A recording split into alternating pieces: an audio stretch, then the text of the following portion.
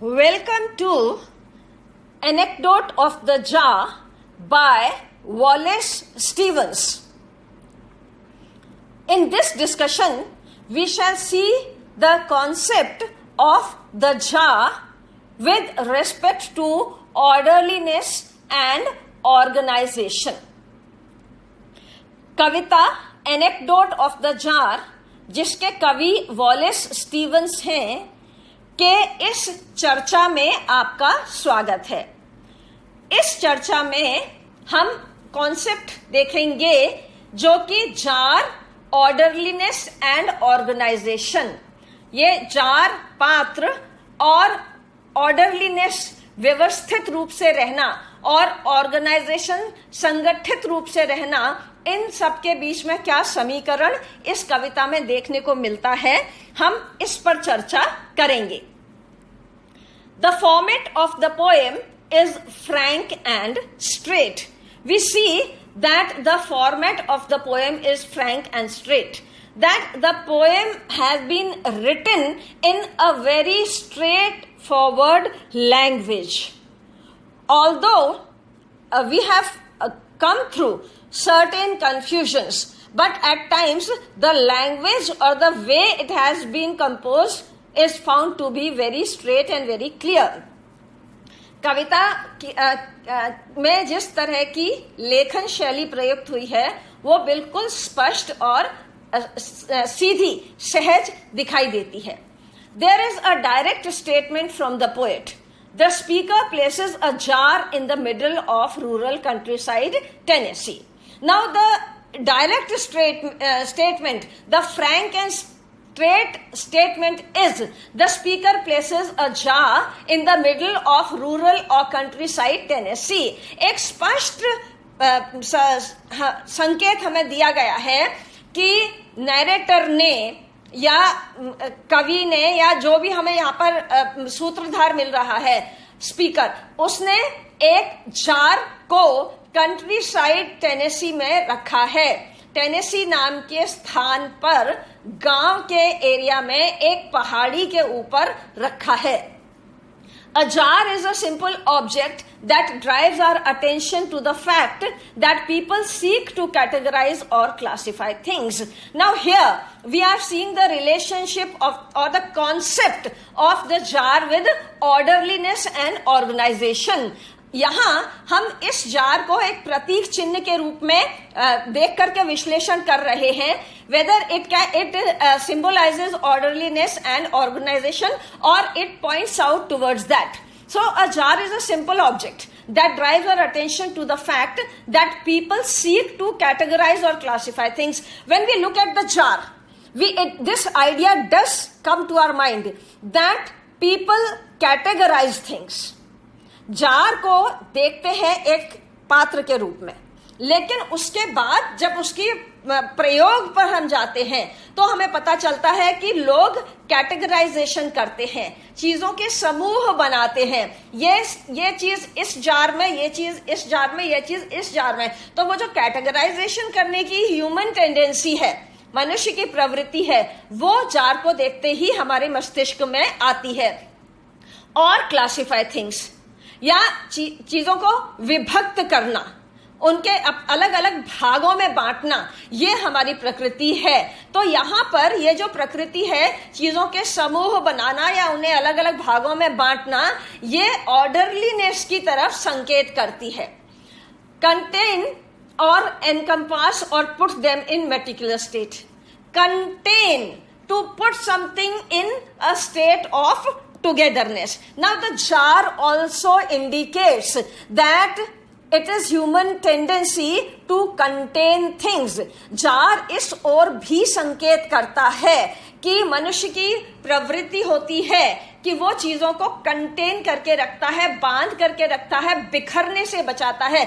जब किसी चीज को हम पात्र के अंदर डालते हैं तो वो बिखरने से बचती है। तो ये हमारी प्रवृत्ति को दर्शाता है कि हम बिखराव या किसी चीज की बर्बादी को रोकते हैं और उसे कंटेन करके, उसे सुरक्षित करके किसी पात्र के अंदर रखते हैं।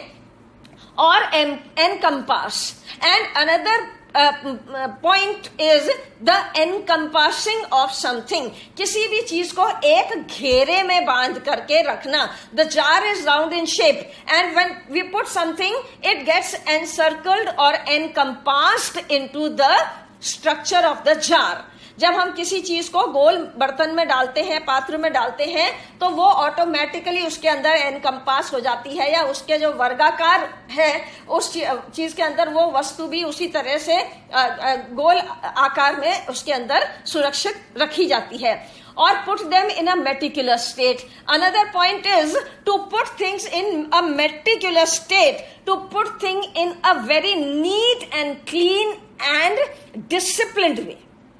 जार इस ओर भी संकेत करता है कि किसी चीज को इतने सलीके से रखना, साफ सुथरा, व्यवस्थित, बिना बिखराव की, कोई फैली हुई नहीं है, बिखरी हुई नहीं है, बर्बाद नहीं हो रही है.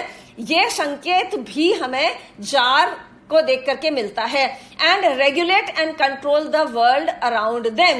And the jar also takes our thought to this direction, that human nature is to regulate and control the world around them. मनुष्य की प्रकृति है कि वो अपने आसपास की दुनिया को रेगुलेट करने की कोशिश करता है, कंट्रोल करने की कोशिश करता है, उसके ऊपर अपना आधिपत्य या अधिकार जमाने की कोशिश करता है. Jars are solid human-made containers that can be used to preserve food, for example. Jars also may evoke, suggest or remind us of images of factories and mass production, perhaps suggesting that the jar here is meant to symbolize the stifling convenience and structure of modern life. Then our thought shifts towards another thing, and that is that jars are solid human made containers. jar solid होता है, jar man made होता है, and it is used to preserve things, और उसके अंदर चीजें सुरक्षित रहती हैं. Jars also may evoke, suggest or remind us of images of factories, and the same jar takes our thought towards the fact that we people now, after the coming of the industrial revolution or mass level industrialization, factories have come up and there is mass production. तो jar हमारा ध्यान इस ओर भी ले जाता है कि अब फैक्ट्रीज, कारखाने बन गए हैं और मास प्रोडक्शन भी होने लगा है, बहुत बड़े स्तर पर उत्पादन होने लगा है. Perhaps suggesting that the jar here is meant to symbolize the stifling convenience and structure of modern life. Maybe this jar indicates the stifling convenience. ये जार एक प्रतीक इस बात का भी हो सकता है कि हम लोग कन्वीनियंस ढूंढते हैं और वो कन्वीनियंस हमारे लिए बड़ी स्टिफलिंग होती है, घुटन भरी होती है, बड़ी रिजिड होती है, तटस्थ होती है, लेकिन फिर भी हम उसे कन्वीनियंस मानते हैं और उसे फॉलो करते हैं. And structure of modern life, and the modern life is structured in such a manner.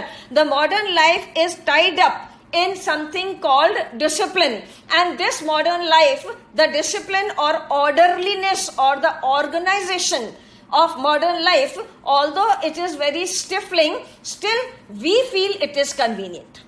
ये आधुनिक जीवन शैली घुटन भरी है, लेकिन उसके बाद भी हम इसको बहुत सुविधाजनक मानते हैं.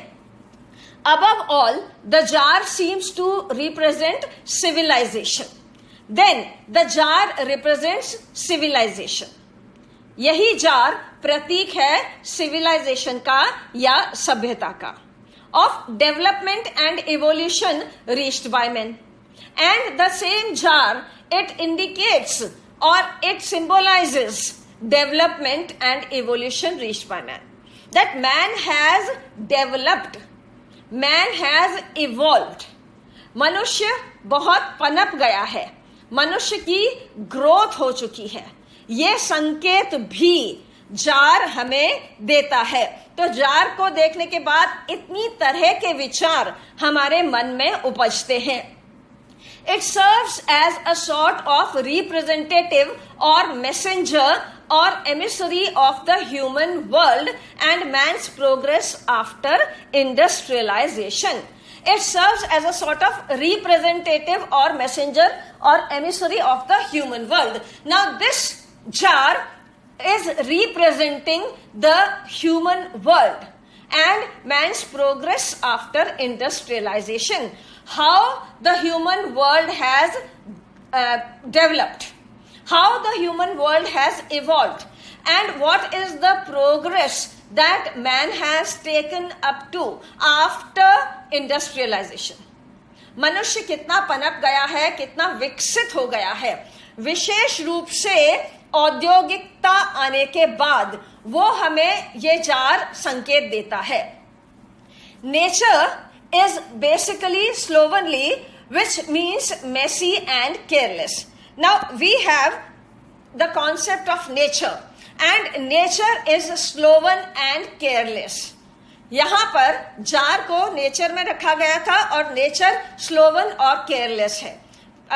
नेचर बिल्कुल बेतरतीब है, कोई देखरेख नहीं हो रही है, कोई ध्यान नहीं हो रहा है, दिया जा रहा है, और ऐसा नेचर हमें यहाँ देखने को मिला in comparison to human ways of life which are organised properly.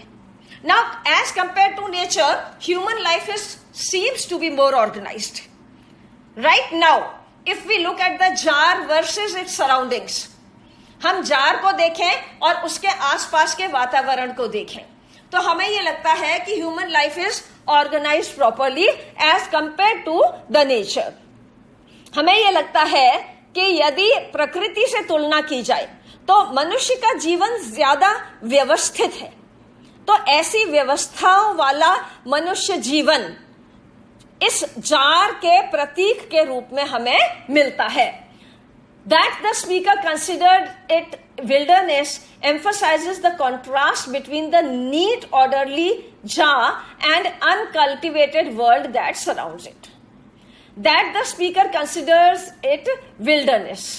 Now, the speaker of the poem has called the surroundings as wilderness. कविता के सूत्रधार ने इस कविता में विल्डरनेस या जंगल लाइक लुक या अनअटेंडेड, अनप्रोटेक्टेड, अनकेयर्ड फॉर वाला जो कॉन्सेप्ट यूज किया है, जिसकी देखभाल नहीं हो रही है, जिसकी तरफ कोई ध्यान नहीं दे रहा है, ऐसा कॉन्सेप्ट इसने क्रिएट किया है। The contrast between neat orderly jar and uncultivated world that surrounds it. Now here the contrast has been brought up beautifully by putting the jar as a cultivated or orderly thing, disciplined thing. Jar को एक अनुशासित, सुव्यवस्थित, सुसंगठित वस्तु के रूप में बताया गया है। And the surrounding areas the wilderness, आसपास का जो विल्डरनेस है, सराउंडिंग एरिया है, वो uncultivated world that surrounds it, वो अनकल्टिवेटेड वर्ल्ड के फॉर्म में हमको दिखाई देता है, एक ऐसे रूप में दिखाई देता है जिसके अंदर कोई ग्रोथ नहीं हुई है। The speaker then says that the jar is a kind of king that rules और dominates the world. Then he further on goes to tell us that the jar is like a kind of king. आगे कवि हमें ये बताता है, या सूत्रधार के माध्यम से कवि बता रहा है, यहाँ वक्ता, एक गुमनाम वक्ता है, उसके नाम से हमें कवि बता रहा है कि the jar is a kind of king that rules और डोमिनेट्स द वर्ल्ड। जार एक कवि की भांति है जो यहाँ उन्नत होकर के अपने अस्तित्व को बनाए हुए है, और उस उन्नत अस्तित्व को वाले जार को देख करके ऐसा लगता है जैसे ये कोई राजा अथवा सम्राट हो। Here jar stands for discipline and organized way of life, and it is very clear from the poem that the jar indicates discipline and organized way of life. और यहाँ पर कविता को देखकर स्पष्ट पता चलता है कि जार या पात्र प्रतीक है डिसिप्लिन का, अनुशासन का, and organised way of life, सुव्यवस्थित जीवन शैली, सुसंगठित जीवन शैली, इसका प्रतीक है ये jar. The presence of human order, even in the humble figure of a jar, clearly enforces a sense of pattern and purpose on it.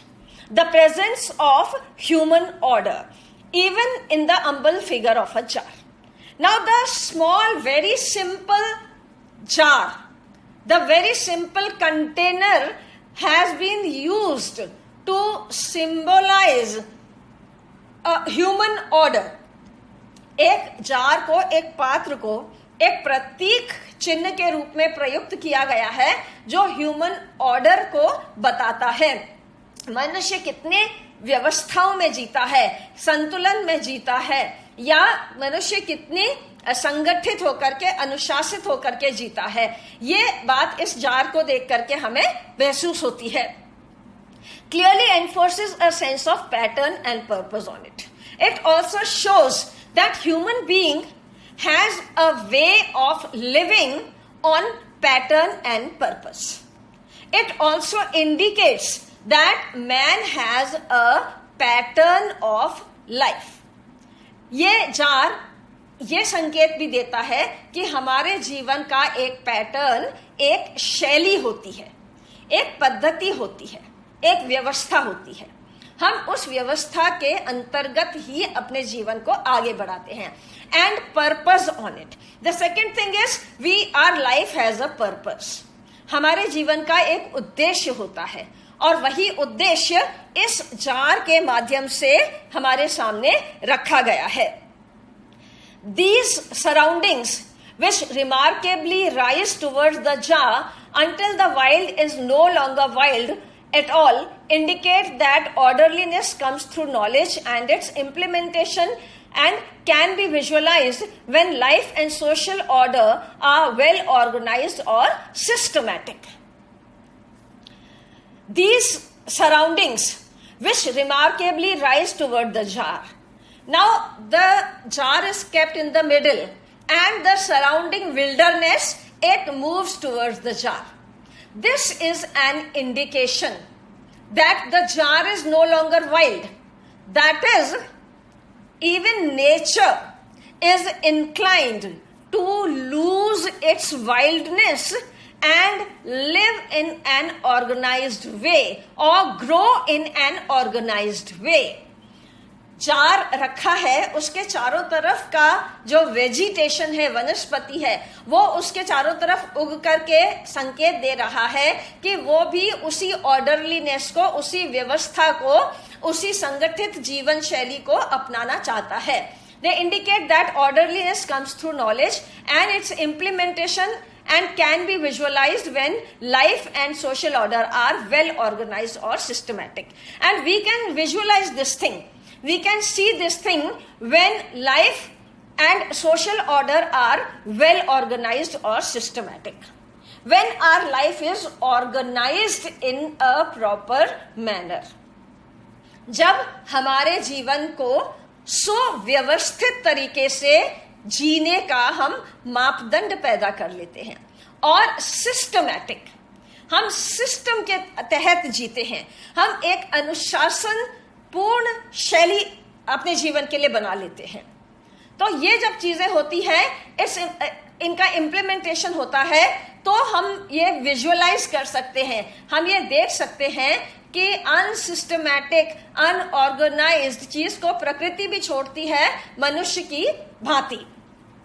The poem Anecdote of the Jar draws our attention to this dimension or angle of our so-called modern life, which we consider to be a reflection of our progress and achievement.